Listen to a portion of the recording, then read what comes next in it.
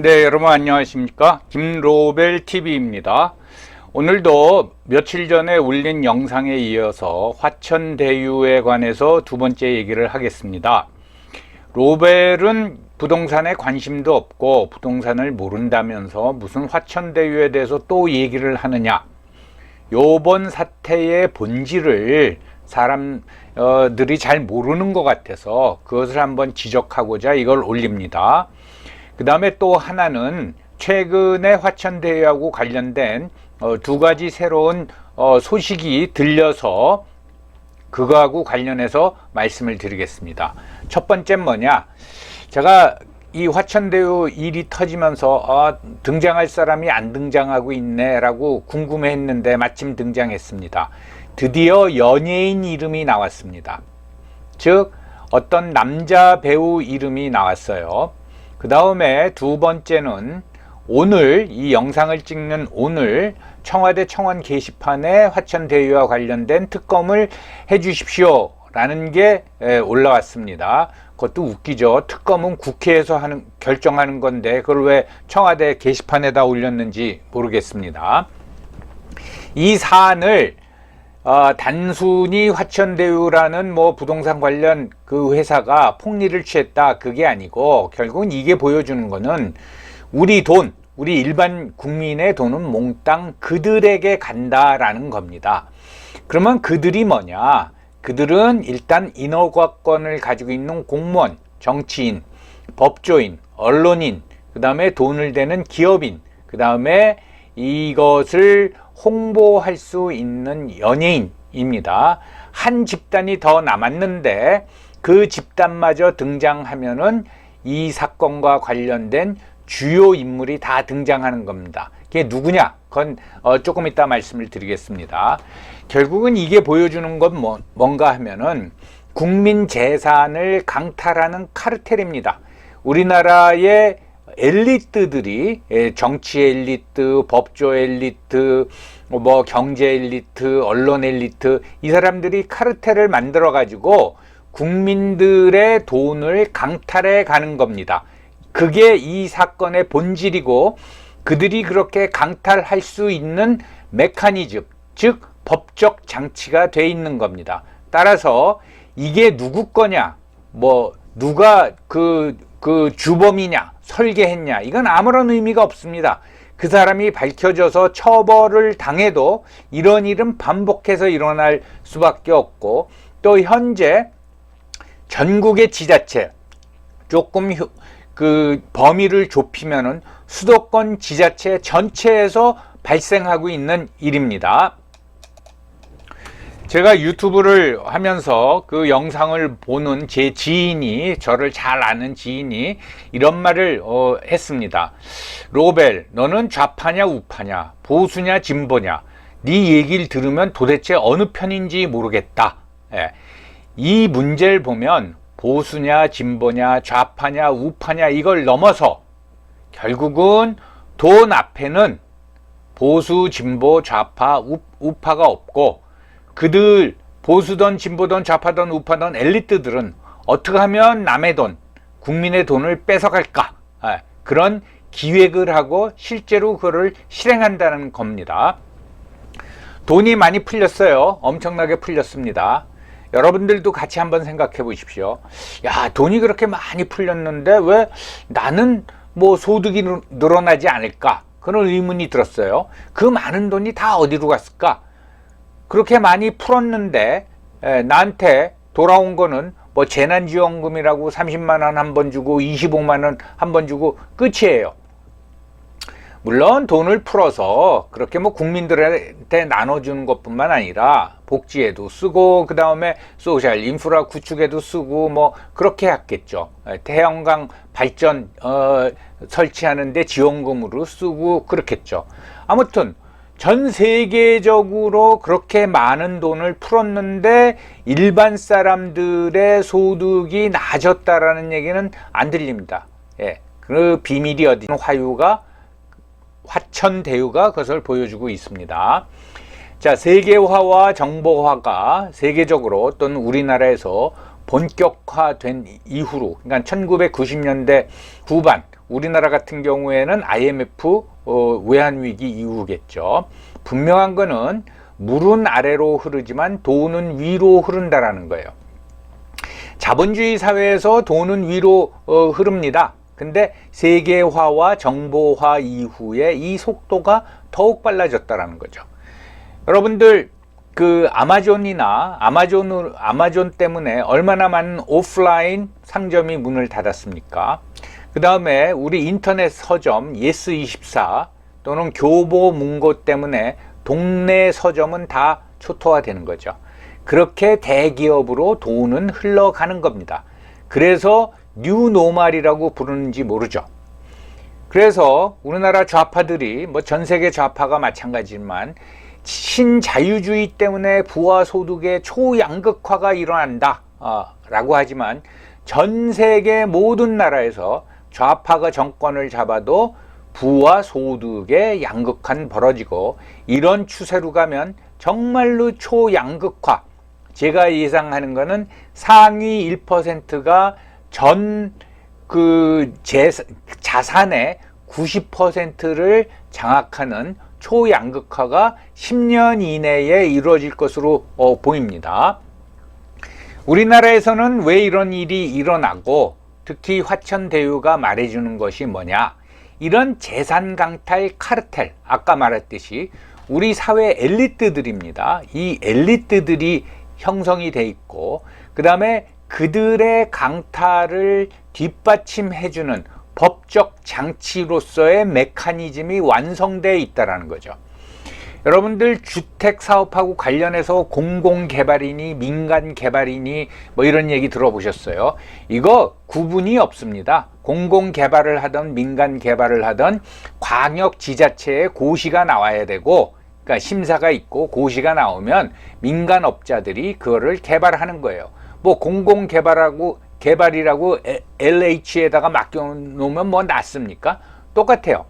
이게 뭘 말하냐 하면은 법적으로 사유재산을 어떤 그 부지를 설정해서 여긴 개발한다 해가지고, 그게 뭐 재건축이건 재개발이건 도시개발이건 상관없이 그걸 고시를 하고 땅을, 사유재산을 보상을 준 다음에 가져가는 거예요. 예. 그럼 뭐 얼마나 주겠어요? 예, 사유재산을 강탈해 나갑니다. 그것까진 좋아요. 그리고 민간업자한테 그 개발권을 주는 거예요. 그럼 거기에 따른 개발 이익은 민간업자가 다 가져가는 겁니다. 그게 아마 땅값만 따지면은 10배 이상이 될 겁니다. 요번에 화천대유도 보니까 뭐 고급 주택지라고 그런지 평당 3천만 원이 넘게 분양을 했습니다. 그래서 뭐 30몇 평이 짜리다 그러면 보통 이제 10억이 됐겠죠. 그러면 그 땅값이 얼마겠습니까? 30몇 평에 대해서 보상을 해도 뭐 몇백만 원에 샀겠죠. 그런데 땅은 평당 100만 원 짜리 땅에다가 집을 짓나 1억 원짜리 땅에다가 집을 짓나 똑같죠. 건축비는 뭐 400만 원, 500만 원, 뭐 한 550만 원으로 책정을 했을 거예요. 원가는 그거보다 덜 듭니다. 아무튼 그러니까 땅값이 급등을 하면서 그거를 개발업자, 그게 뭐 시행사, 시공사, 그게 이제 가져가라는 거죠. 그럼 그 땅은 누구 거냐? 민간인 겁니다. 안 팔 수가 없어요. 이렇게 이제 법적 장치를 해놓고, 그 다음에 엘리트들이 카르텔을 형성합니다. 먼저 인허가권을 가진 공무원, 그 지역 공무원들.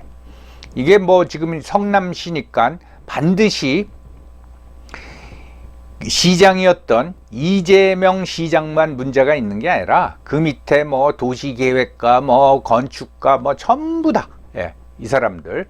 그 다음에 정치인들. 그거는 그 지역 국회의원도 있고 뭐 관련 상임위 국회의원도 있고, 그 다음에 성남시 의원들도 있고, 그 다음에 어떤 이제 법적 분쟁이 생길 거에 대비한 법조인이 들어오는 거죠. 그 다음에 인맥을 많이 형성하고 있는 언론인이 등장을 하는 거죠. 그리고 돈을 대는 기업인이 나오고, 그 다음에 연예인이 나옵니다. 그러면 며칠 있다가 신문기사에 화천대유하고 관련해서 틀림없이 조폭 기사가 나옵니다.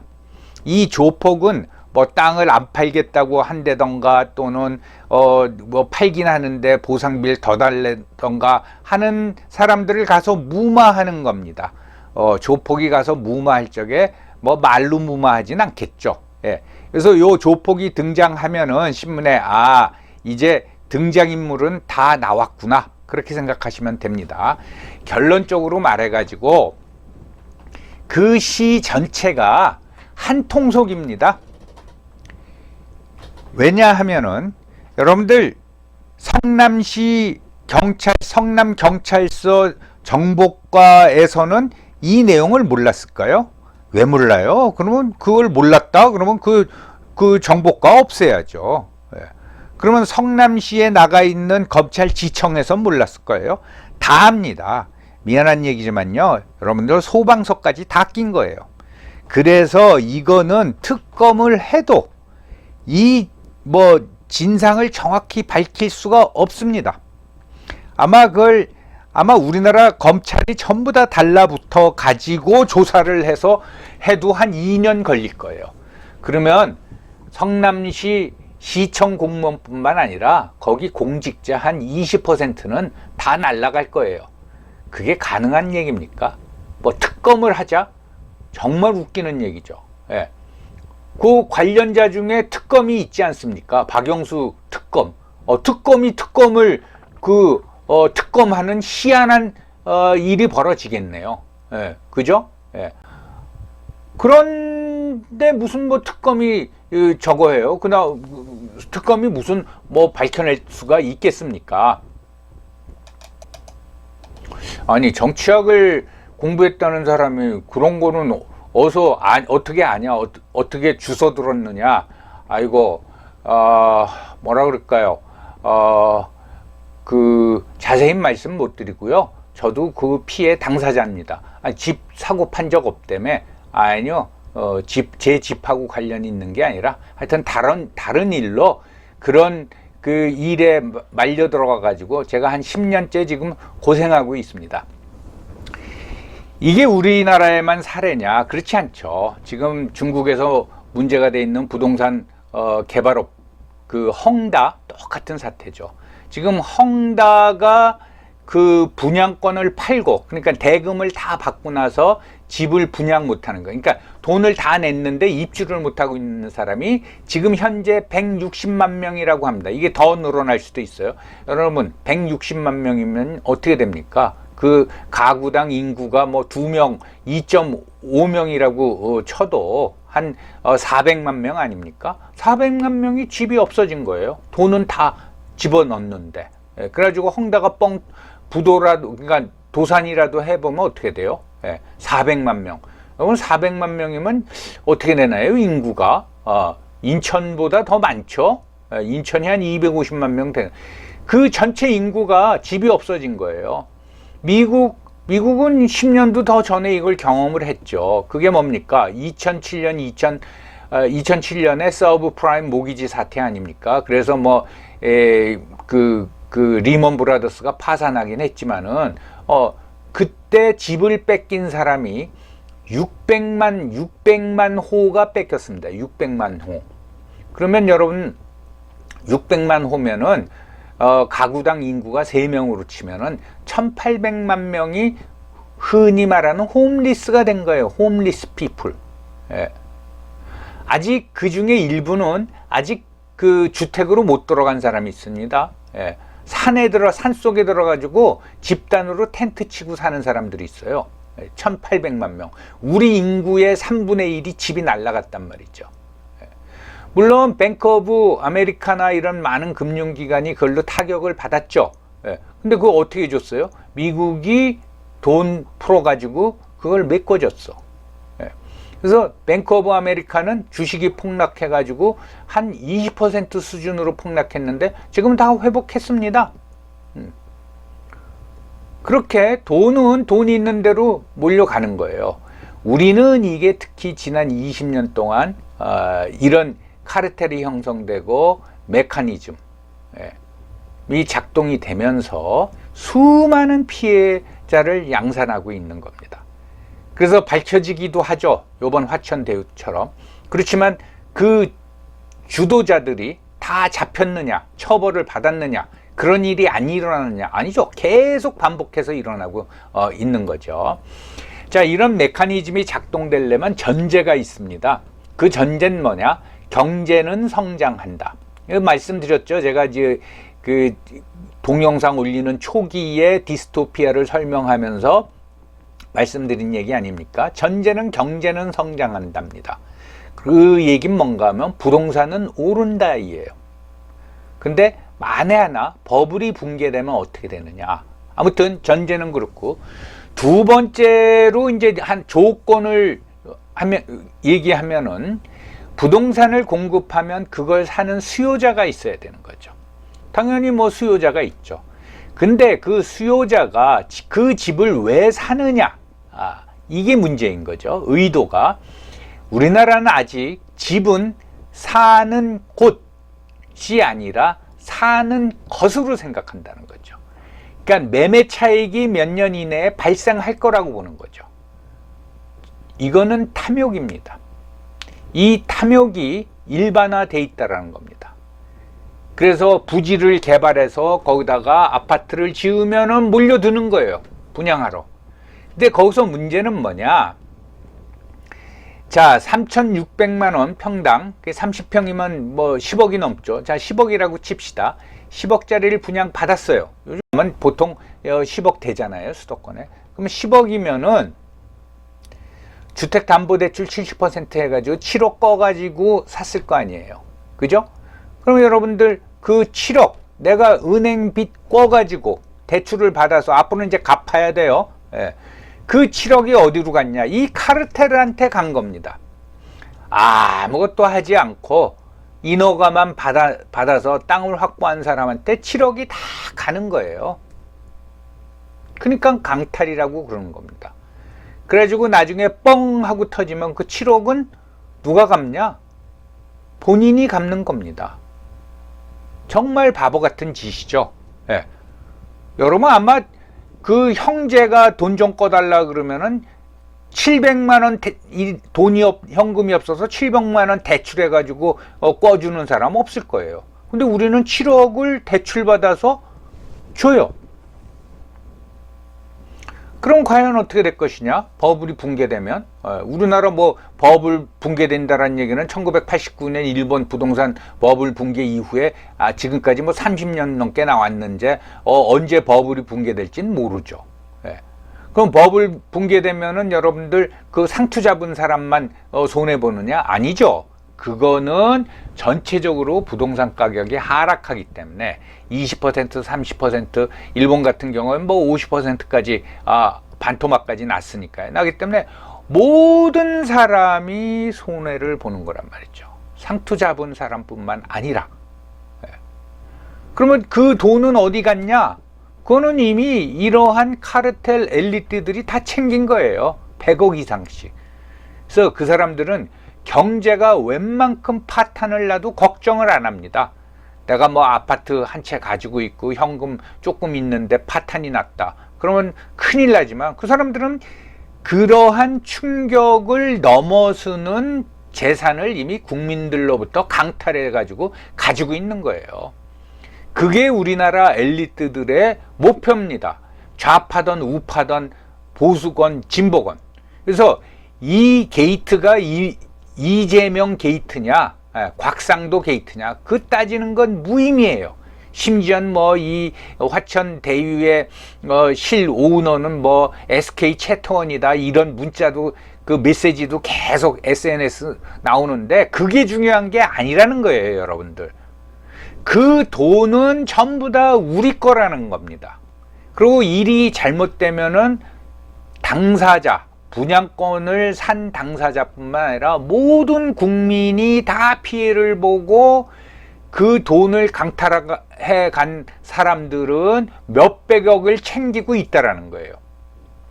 심지어 거기 관련된 변호사 뭐 무슨 모 변호사 부인은 뭐 어디 유명한 방송국의 기자였다는데 1,000억을 챙겼다. 그리고 도망가 버렸다. 그런 얘기가 나오지 않습니까? 그 기자 같은 경우에는 퇴직금이 3억 원이었는데 와, 참 퇴직금도 그 방송국은 적자 나면서도 많이 주네. 그것도 안 받고 가버렸다는 거 아니에요. 네. 이미 그런 상황이 된 거예요. 여러분 어느 뭐 최근 일이지만은 문제가 크게 됐던 모 인사 부인 여자 교수 출신 그 사람이 하여튼 그랬잖아요. 내 목표는 돈 많이 벌어서 강남에 빌딩 사는 거다. 좌파든 우파든 이 생각에 머리가 꽉 들어가 있는 거예요. 뭐 얘기를 한 김에 하나 더 하겠습니다. 그럼에도 불구하고 그런 사람들을 SNS 또는 시위를 통해서 감싸는 사람은 누구냐? 유명 유튜버도 있던데 그건 누구냐? 거기서 떡고물 묻히는 사람입니다. 그 근처에서 떡고물이라도 못 묻히면은 이 사람은 먹고 살 길이 없어요. 그러니까 거기서 그 사람들 이 쉴드 쳐주면서 소득 올리는 사람들이에요. 그게 한 10만 명 됩니다. 이 사람들이 우리나라의 SNS를 완전히 장악하고 있는 거예요. 자, 그럼 앞으로 어떻게 될 거냐? 이건 누가 대통령이 돼도 이 카르텔과 메커니즘은 존재하고 작동될 수밖에 없어요. 이건 파헤칠 수가 없습니다. 파헤칠 수가 없어요. 그러니까 어떻게 보면은 이 대통령도 이렇게 다리 건너고 그러면은 연루가 돼 있을 수도 있어요. 여러분 제일 위험한 게 지금 이러한 부동산 개발 그리고 사모펀드입니다. 사모펀드 문제 많은데 진짜 바지 사장 같은 놈만 처벌을 받죠. 그 백그라운드는 전혀 손을 못 대잖아요. 그 백그라운드에는 좌파 정치인, 우파 정치인 다 있다라는 얘기예요. 그래서 한통속이라는 겁니다. 결국은 이건 폭탄 돌리기를 하고 있는데 폭탄이 뻥 터져도 그 카르텔의 엘리트들은 이미 챙길 거 다 챙기고 잔챙이 몇 명 형사처벌 받고 모든 국민은 벼락거지가 되는 겁니다. 그런 관점에서 이걸 봐야 되지. 이것 때문에 뭐 이재명이 뭐 타격을 받았다. 야, 실은 이게 국민의힘의 게이트다. 이거 다 사태의 본질을 호도하는 겁니다, 여러분들. 이게 20년의 역사를 가지고 있는 거예요. 여러분들 수도권 주변에 90년대 용인시를 한번 생각해 보세요. 지금 평택시, 성남시 생각해 보세요. 무슨 일이 벌어졌는지. 그래서 이런 사태의 본질을 보고 우리가 이 화천 대유에 대한 어떤 대응책이란가 이걸 세워야 된다 이거죠. 결국은 어떻게 될 것이냐? 이거는 뻥 하고 폭탄 돌리기에서 그 어떤 그 폭탄이 터져야지 정신 차립니다. 그 전까지는 이런 일은 계속 반복될 수밖에 없다라는 거죠.